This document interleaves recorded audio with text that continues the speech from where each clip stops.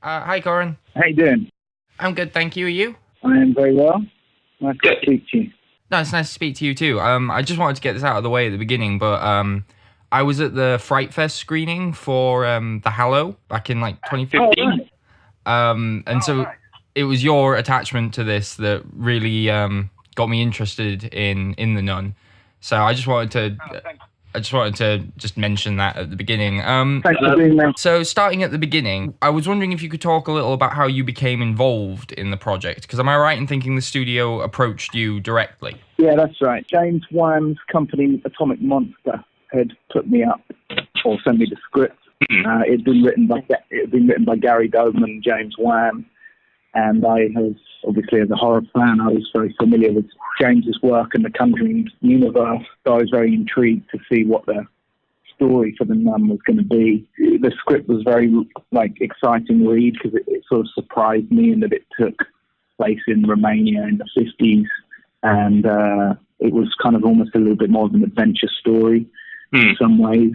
And I love this kind of old school gothic horror of environment, of it, almost like a sort of Dracula story. Yeah. Of assembled characters traveling to this castle in the mountains of Romania to uncover a mystery of what was happening to the nuns there. So it was it took me by surprise, and it attracted me to it.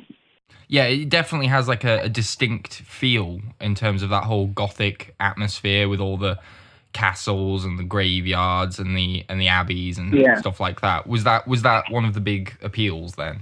Oh yeah. I mean, whenever I'm looking at what films to make and stories to tell, if the environment is also a kind of a character, immediately it threw up kind of colour palette of old school forests and fog and graveyards and castles, and there's something about that which you don't see that often now.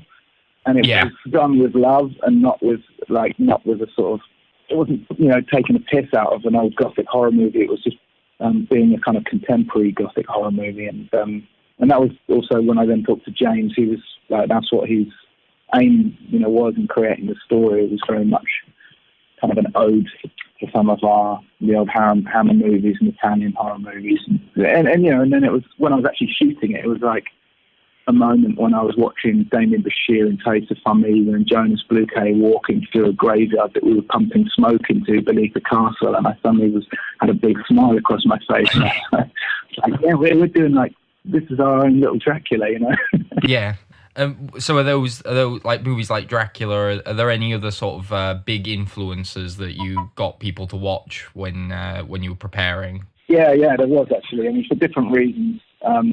I took a number of movies over and did a few little sort of movie nights with some members of the cast and crew. We watched Exorcist 3. Oh, cool. Name of the Rose was something which I know had sort of inspired this idea of a sort of religious holy mystery in a faraway place. Showed Jonas, funnily enough, Lost Boys. We were looking at makeups. No, it's not really, doesn't really come into this movie, but and then sort of Evil Dead 2, Temple of Doom, Black Narcissus, Dracula, were all kind of in my lookbook.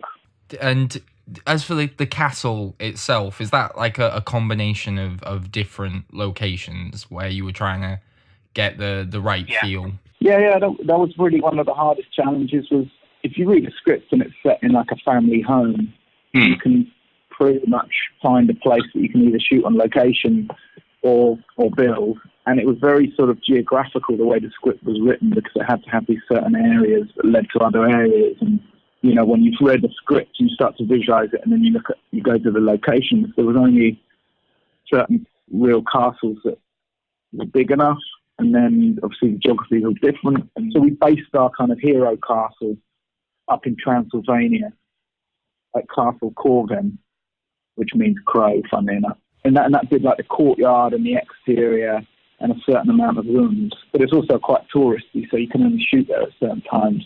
And also I really wanted to change the entrance to that castle because for various reasons the existing one wasn't right. So with Jen Spence, the production designer, we kind of figured out a kind of a different geography that we built an entrance on the back of the castle, and then found other locations that were between Bucharest and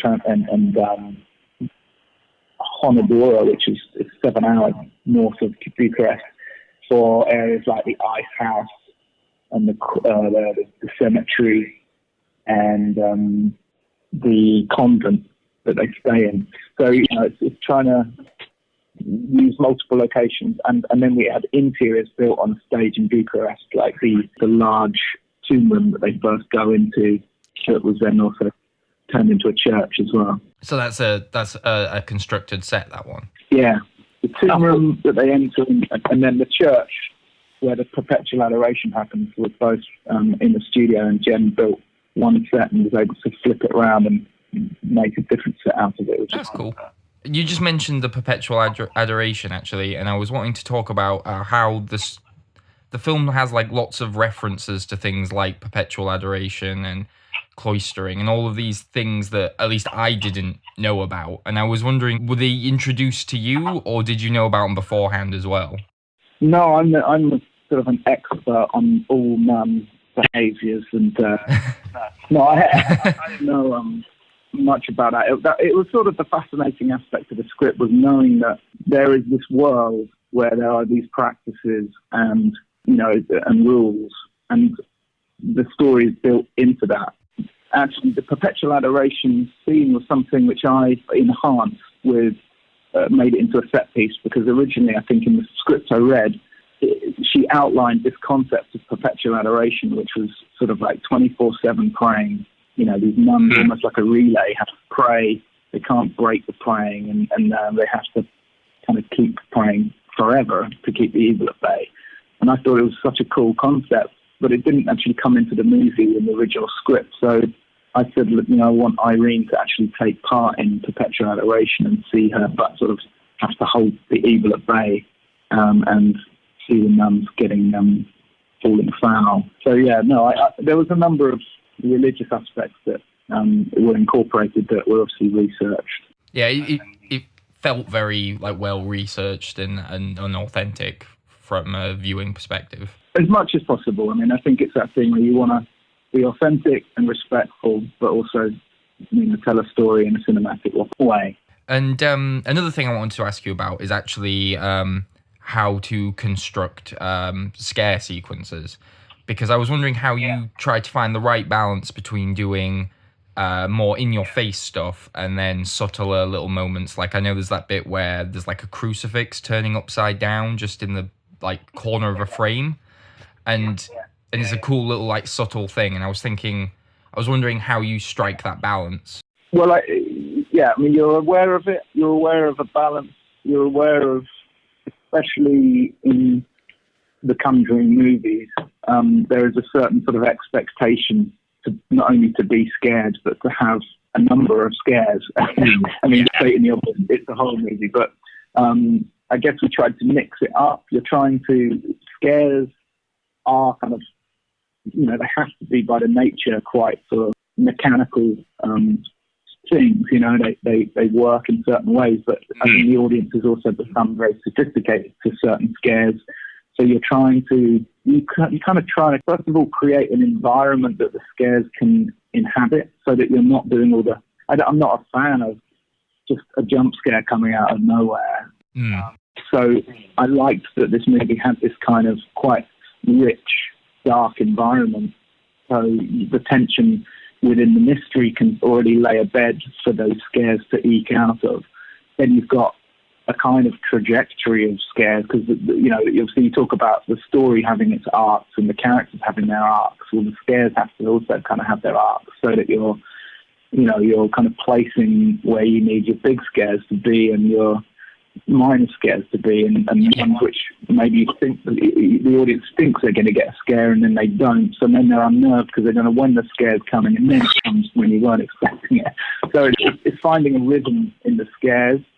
And also, like you mentioned, the crucifix is just a little nod to the Conjuring 2, something that people can identify with, and is obviously a kind of bad omen that's going to kind of announce the arrival of this character. It sort of starts quite a relentless sequence.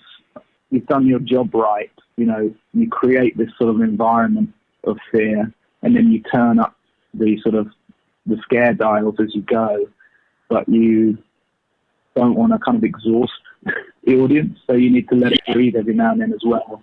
Sometimes, I mean, there is quite a little bit of humour and levity in the Nun, which I think may have taken some people by surprise, but was definitely the plan with this movie pushing in a slightly different direction to the other ones in terms of the sort of style of movie. Oh, absolutely. I think he did that part really well. Thanks. Just to go back to the whole visual style, because you were talking about how it was important to have an environment with a sense of character. Do you have like a favourite image from the film or a particular shot that you're really proud of? Yeah, that's a nice question. I'm definitely proud of that. It's one which there's a nice still of it that someone kindly posted for my birthday the other day, which is Irene praying with all the nuns around her. And I think it's sort of just one of those iconic, David Lynch would call it the Eye of the Duck scene, which is the scene that I think most defines the movie in some ways. And, you've got this white nun in the centre of a group of conventional black-clad nuns praying together in the Perpetual Adoration in that church. And it's just sort of like, it's very sort of striking, I think, and beautiful. And I wanted the movie to be as beautiful as possible. With Maxime Alexandre, the DOP, we wanted it to be very classic. A lot of the camera setups are on tracks and dollies and cranes as opposed to too much handheld.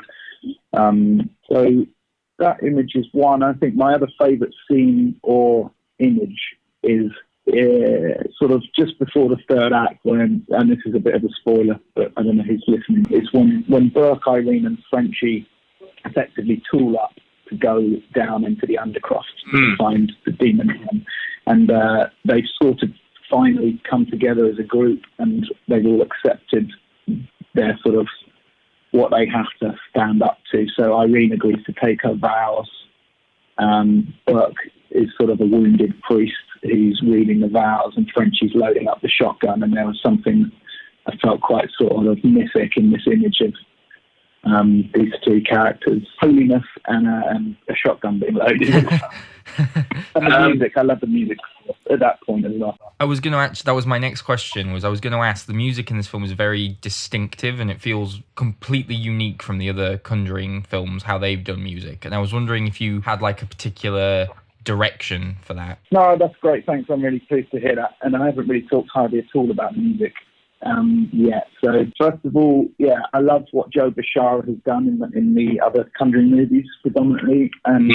But I also really wanted to make this movie sort of visually and orally just slightly different, not kind of radically, but just feel part of the Conjuring world that James has created, but also allow us to go in a different direction that the story goes in and the style of the movie would go in. And so I chose Abel Korzeniowski, who's a fantastic Polish composer who scored Nocturnal Animals and did the Penny Dreadfuls as well. Oh, yeah. And he comes from a very sort of classical, thematic, orchestral style, which is what I was looking for, something quite heavy, emotional, dreadful, holy dread is what I wanted. I wanted to give the nun her own sort of subtle theme so that you get this subtle recurring sound when she is coming, which comes in the form of these deep male voices, these sort of low sounds that will build. And also I thought what Abel did really beautifully was the sort of emotional, subtle themes of the characters, Burke and Irene particularly, have their own little themes. So Irene was the beginning of this novitiate nun in training who's kind of naive and fearful of her future and unsure of what these visions she has are. And then at that moment when they're preparing, she's taking her vows and they head down. And particularly, I think my favourite bit of score, another massive spoiler, I don't know if you want to censor this or not. Yeah, I'll put a warning. Yeah, spoiler warning. When they go down and they retrieve the last drops of the blood of Christ, which was when we're kind of entering into almost an Indiana Jones-like, it's becoming a little bit more action adventure in a way. And you got a guy with a shotgun and a flaming torch and a priest and then the bishop. there's a moment when they are faced with this like sacred ornament full of the blood of Christ, and I loved how the actors performed that moment, and Abel's score really complemented that. Just super like respectful at that moment. If you see the movie at that point, I'm really proud of that. Yeah, I don't know if we need to finish now because I know Gina's. Thank you, Corin, as well. Nice. See you again.